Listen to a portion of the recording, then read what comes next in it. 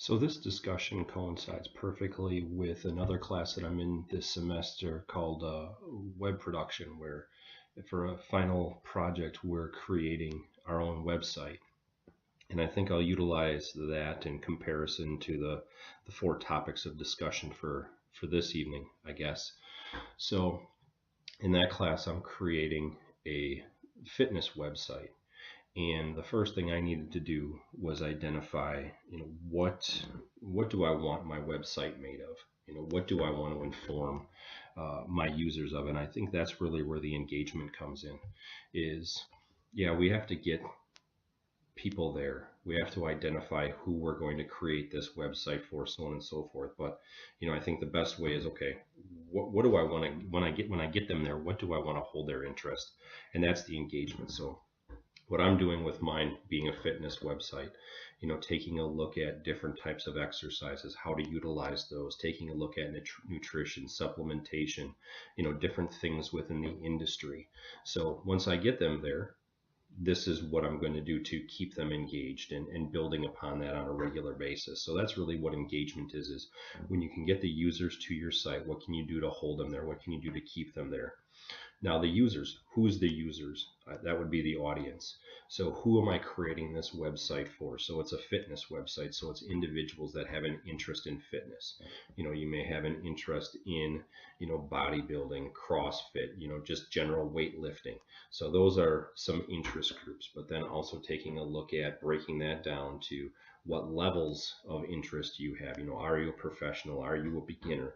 Men versus women, things of that nature. So that would be the audience, is a collection of users that gather to utilize your site for, different purposes, I guess is a good way to put it.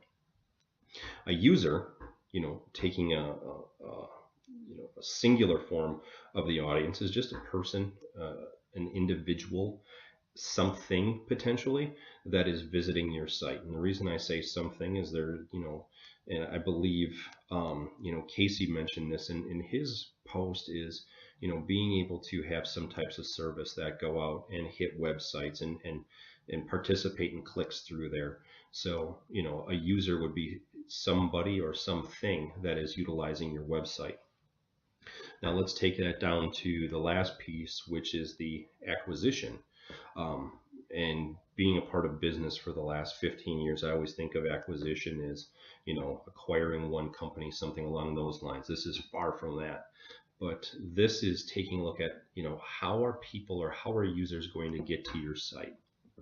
So we take a look, how I was utilizing this as different search functions, whether it's, paid first search, whether it's an organic search.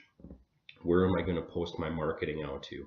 Am I going to have ads run on different social media sites like Facebook, like Twitter, Instagram, whatever it may be? Am I going to have banner ads on other websites or other blogs that are going to lead individuals or users to my website, or different landing pages to gather information? So the acquisition is, getting that user to your website. And then once I get them there, that engagement is, what content, what information do I have on my site that's going to hold their interest?